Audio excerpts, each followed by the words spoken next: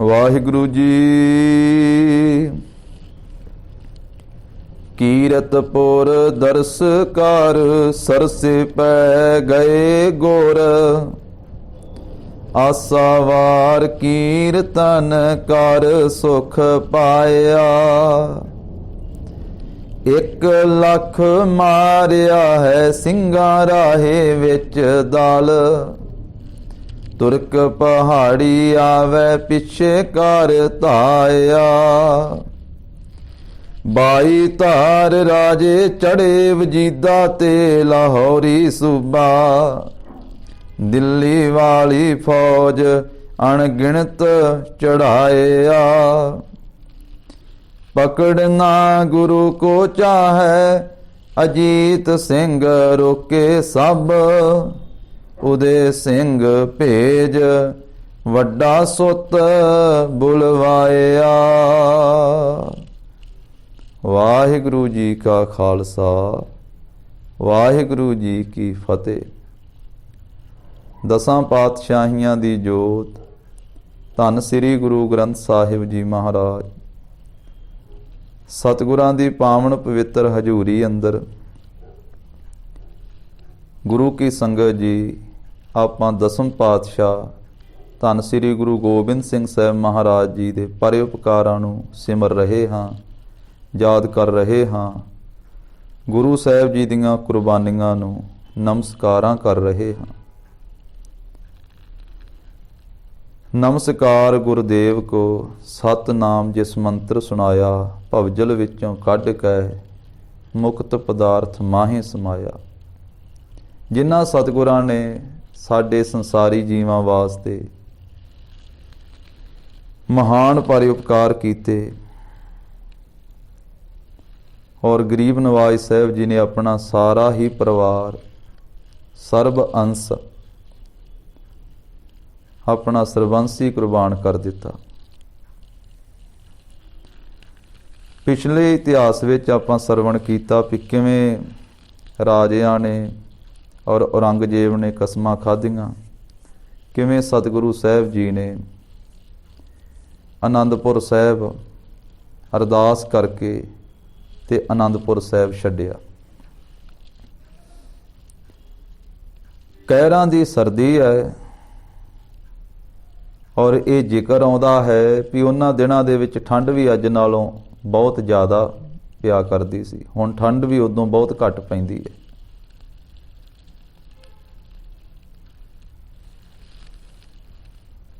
ਔਰ ਗਰੀਬ ਨਵਾਜ਼ ਸਾਹਿਬ ਜੀ ਇਹ ਪੋਹ ਦੇ ਮਹੀਨੇ ਦੇ ਵਿੱਚ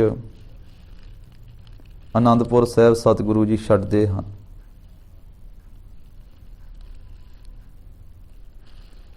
ਕਈਆਂ ਗੁਰਮੁਖਾਂ ਨੇ 5 ਪੋਹ ਦਾ ਜ਼ਿਕਰ ਕੀਤਾ ਹੈ ਤੇ ਕਈਆਂ ਨੇ 6 ਪੋਹ ਦਾ, ਇਤਿਹਾਸਕਾਰਾਂ ਨੇ।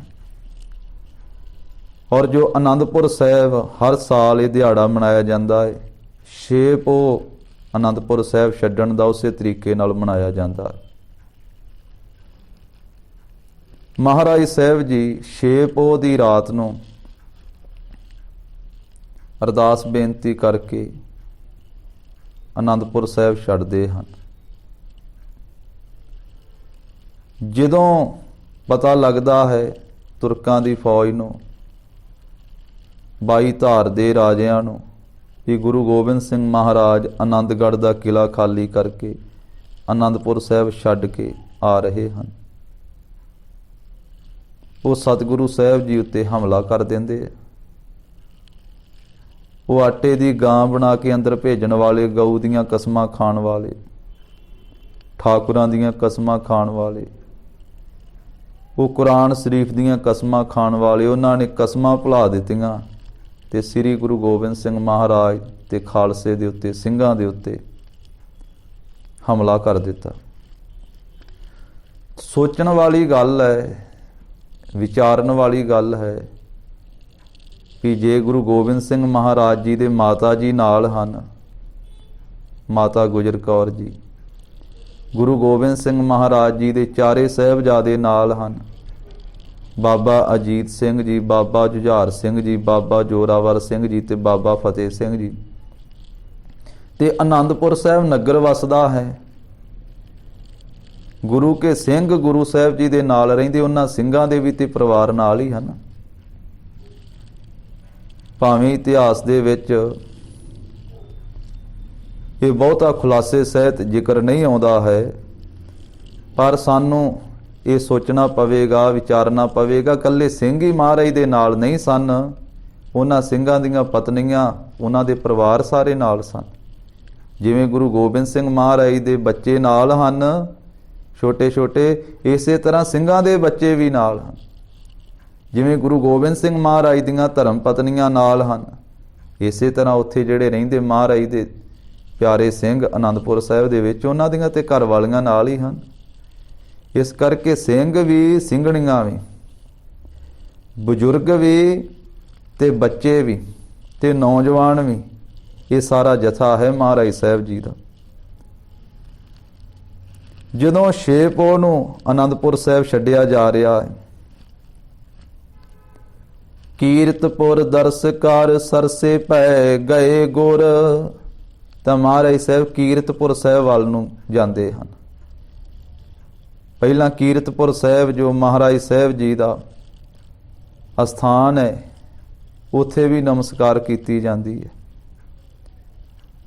ਉਧਰੋਂ ਫਿਰ ਗਰੀਬ ਨਵਾਜ਼ ਸਾਹਿਬ ਜੀ ਸਰਸਾ ਵੱਲ ਨੂੰ ਜਾਂਦੇ ਹਨ, ਤੇ ਪਿਛਲੇ ਪਾਸਿਓਂ ਇਹ ਹਮਲਾ ਉਦੋਂ ਹੀ ਕੀਤਾ ਜਾਂਦਾ ਜਦੋਂ ਆਨੰਦਪੁਰ ਸਾਹਿਬ ਛੱਡਿਆ ਜਾਂਦਾ। ਅੱਗੇ ਅੱਗੇ ਸਤਿਗੁਰੂ ਜਾ ਰਹੇ ਆ ਤੇ ਪਿੱਛੇ ਜੰਗ ਹੋ ਰਹੀ ਹੈ, ਤੇ ਪਿਛਲੇ ਪਾਸੇ ਗੁਰੂ ਕਾ ਵੱਡਾ ਸਾਹਿਬਜ਼ਾਦਾ ਬਾਬਾ ਅਜੀਤ ਸਿੰਘ ਜੀ, ਉਹ ਨਾਲ ਸਿੰਘਾਂ ਨੂੰ ਲੈ ਕਰਕੇ ਤੇ ਫੌਜ ਨੂੰ ਰੋਕਦੇ ਆ, ਜੰਗ ਕਰਦੇ ਆ। ਸਰਸਾ ਦੇ ਘਾਟ ਤੀਕ ਜੰਗ ਹੁੰਦਾ ਗਿਆ। ਜਦੋਂ ਸਰਸਾ ਤੇ ਘਾਟ ਤੇ ਪਹੁੰਚ ਗਏ ਹਨ, ਮੀਂਹ ਵੀ ਪੈ ਰਿਹਾ ਹੈ ਥੋੜਾ ਥੋੜਾ, ਸਰਸਾ ਵੀ ਅੱਗੋਂ ਚੜੀ ਹੋਈ ਹੈ, ਦਰਿਆ ਪੂਰਾ ਠਾਠਾਂ ਮਾਰਦਾ ਹੈ, ਸਰਸਾ ਨਦੀ। ਪਿਛਲੇ ਪਾਸੇ ਲੱਖਾਂ ਦੀ ਗਿਣਤੀ ਵਿੱਚ ਫੌਜ ਚੜ੍ਹ ਕੇ ਆ ਰਹੀ ਹੈ, ਤੇ ਅੰਮ੍ਰਿਤ ਵੇਲਾ ਹੋਇਆ ਹੈ। ਮਹਾਰਾਜ ਕਹਿਣ ਲੱਗੇ ਸਿੰਘਾਂ ਨੂੰ ਵੀ ਸਿੰਘੋ ਅੰਮ੍ਰਿਤ ਵੇਲਾ ਹੈ, ਭਾਈ ਅੰਮ੍ਰਿਤ ਵੇਲੇ ਦਾ ਦੀਵਾਨ ਸਜਾਈਏ, ਅੰਮ੍ਰਿਤ ਵੇਲੇ ਦਾ ਨਿਤਨੇਮ ਕਰੀਏ।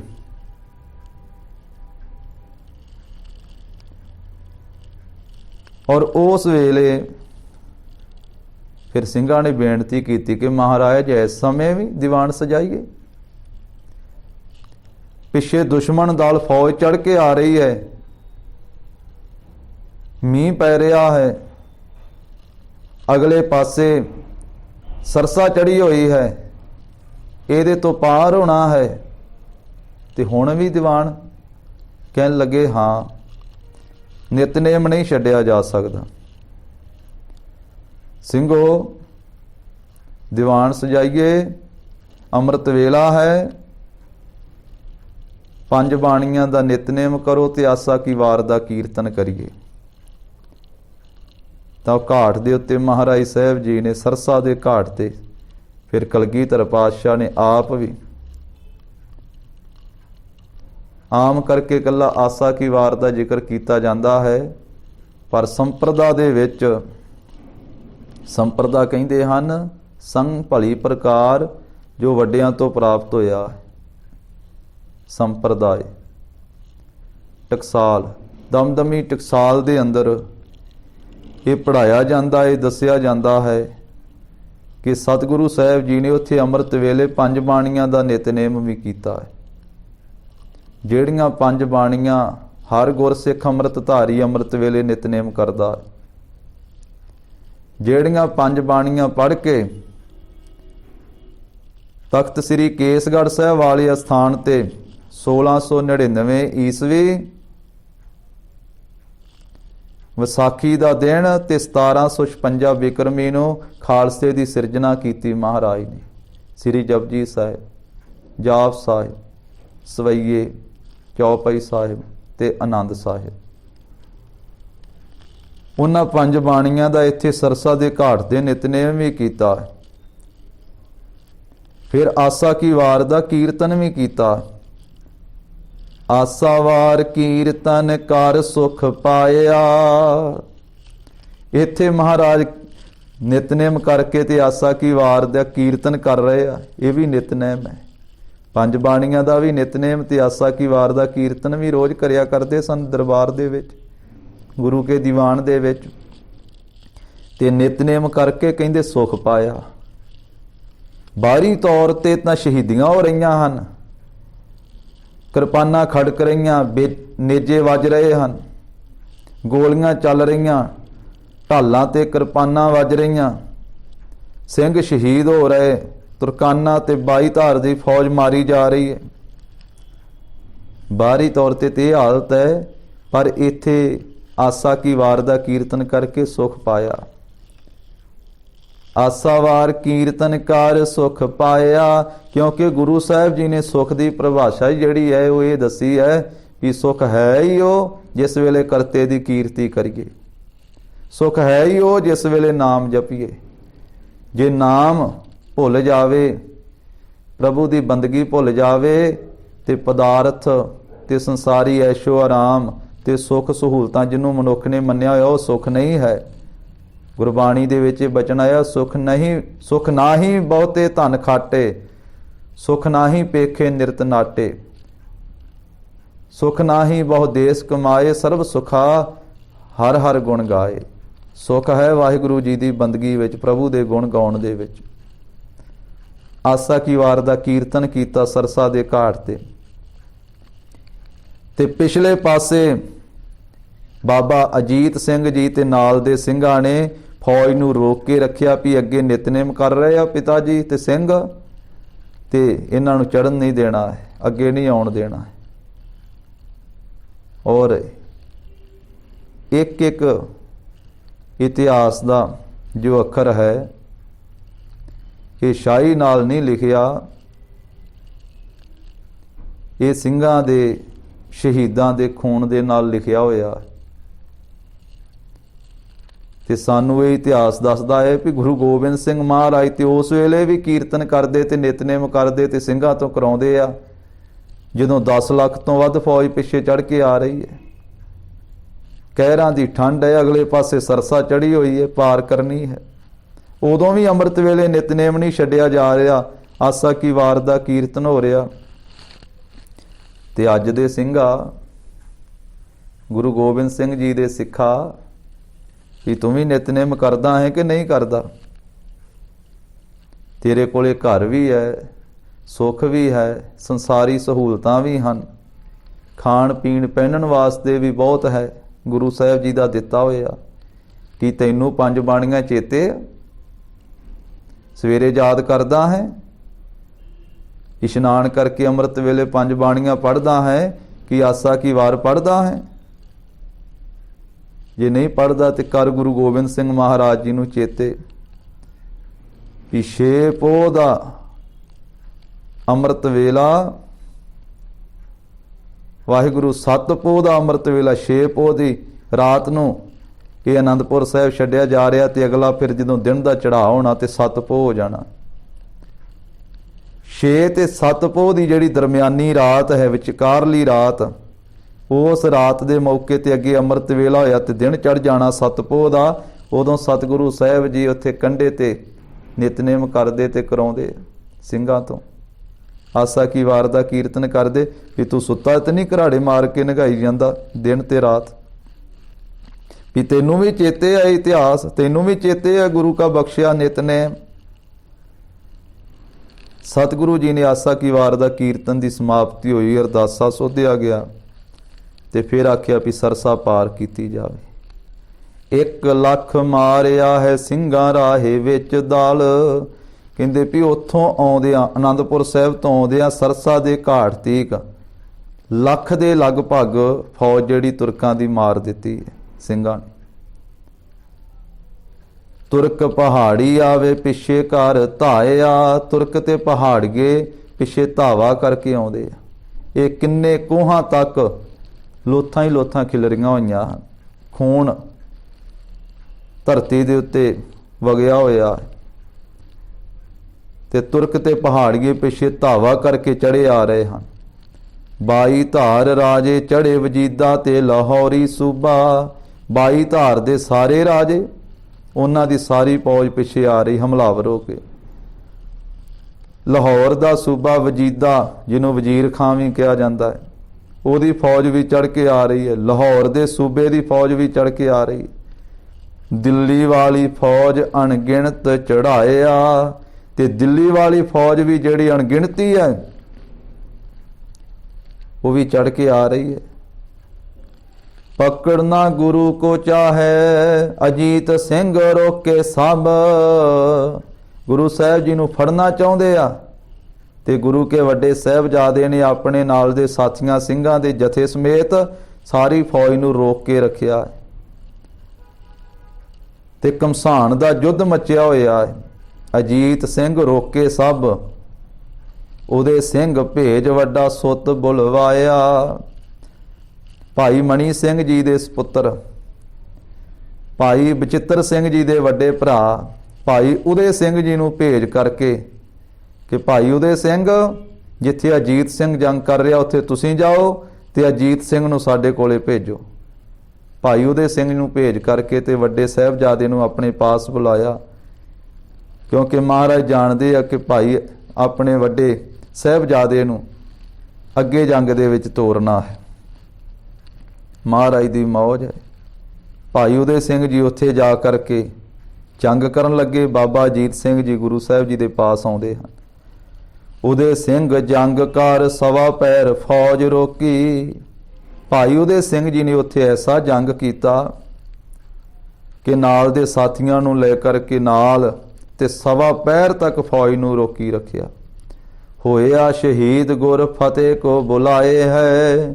ਤੇ ਫਿਰ ਭਾਈ ਸਾਹਿਬ ਭਾਈ ਉਦੇ ਸਿੰਘ ਜੀ ਸ਼ਹੀਦ ਹੋ ਗਏ। ਗੁਰ ਫਤਿਹ ਬੁਲਾਈ ਹੈ ਸ਼ਹੀਦ ਹੋਣ ਵੇਲੇ। ਵਾਹਿਗੁਰੂ ਜੀ ਕਾ ਖਾਲਸਾ ਵਾਹਿਗੁਰੂ ਜੀ ਕੀ ਫਤਿਹ।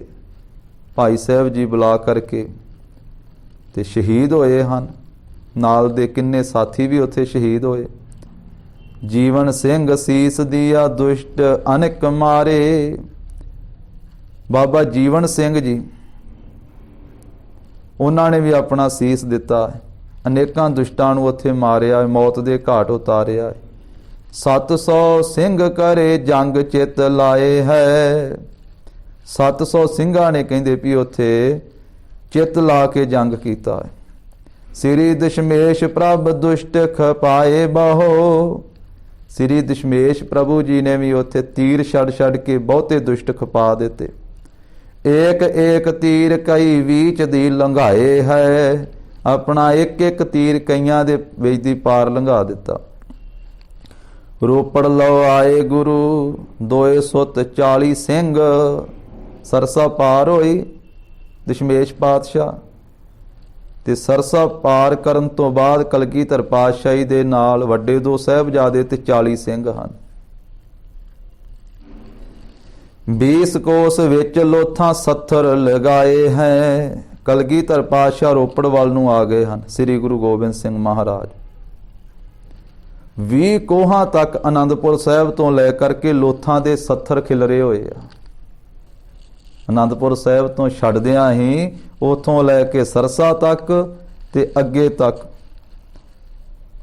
20 ਕੋਹਾਂ ਤੱਕ ਲੋਥਾਂ ਦੇ 70 ਲਗਾ ਦਿੱਤੇ ਗੁਰੂ ਕੇ ਸਿੰਘਾਂ ਨੇ। ਜਦੋਂ ਸਰਸਾ ਪਾਰ ਕੀਤੀ ਹੈ ਮਹਾਰਾਜ ਸਾਹਿਬ ਜੀ ਨੇ, ਗੁਰੂ ਕੇ ਪਰਿਵਾਰ ਨੇ, ਸਿੰਘਾਂ ਨੇ, ਔਰ ਇੱਥੇ ਕਿੰਨੇ ਸਿੰਘ ਜਿਹੜੇ ਹਨ ਉਹ ਸਰਸਾ ਦਰਿਆ ਬਹੁਤਾ ਚੜਿਆ ਹੋਇਆ ਸੀ, ਸਰਸਾ ਦੀ ਭੇਟ ਵੀ ਕਈ ਹੋ ਗਏ। ਬਹੁਤ ਖਜ਼ਾਨਾ ਵੀ ਸਰਸਾ ਦੇ ਵਿੱਚ ਰੁੜ ਗਿਆ। ਇੱਥੋਂ ਗੁਰੂ ਸਾਹਿਬ ਜੀ ਦਾ ਪਰਿਵਾਰ 3 ਹਿੱਸਿਆਂ ਵਿੱਚ ਹੋ ਗਿਆ, ਜਿਸ ਨੂੰ ਆਮ ਇਸ ਤਰ੍ਹਾਂ ਕਿਹਾ ਜਾਂਦਾ ਹੈ ਵੀ ਇੱਥੇ ਪਰਿਵਾਰ ਵਿਛੋੜਾ ਹੋਇਆ, ਅਸਥਾਨ ਵੀ ਬਣਿਆ ਹੋਇਆ। 3 ਹਿੱਸਿਆਂ ਦੇ ਵਿੱਚ ਇੱਕ ਪਾਸੇ ਸ੍ਰੀ ਗੁਰੂ ਗੋਬਿੰਦ ਸਿੰਘ ਤੇ 40 ਸਿੰਘ ਵੱਡੇ ਸਾਹਿਬਜ਼ਾਦੇ, ਦੂਜੇ ਪਾਸੇ ਭਾਈ ਮਣੀ ਸਿੰਘ ਜੀ ਦੇ ਨਾਲ ਗੁਰੂ ਕੇ ਧਰਮ ਪਤਨੀਆਂ ਮਾਤਾ ਸਾਹਿਬ ਕੌਰ ਜੀ ਤੇ ਮਾਤਾ ਸੁੰਦਰ ਕੌਰ ਜੀ, ਤੇ ਤੀਜੇ ਪਾਸੇ ਬਿਰਧ ਮਾਤਾ ਗੁਜਰੀ ਜੀ ਤੇ ਛੋਟੇ ਸਾਹਿਬਜ਼ਾਦੇ ਬਾਬਾ ਜੋਰਾਵਰ ਸਿੰਘ ਜੀ ਤੇ ਬਾਬਾ ਫਤਿਹ ਸਿੰਘ ਜੀ। ਮਾਤਾ ਗੁਜਰੀ ਜੀ ਛੋਟੇ ਸਾਹਿਬਜ਼ਾਦੇ ਨਾਲ ਹਨ। ਤੇ ਪਾਪੀ ਗੰਗੂ,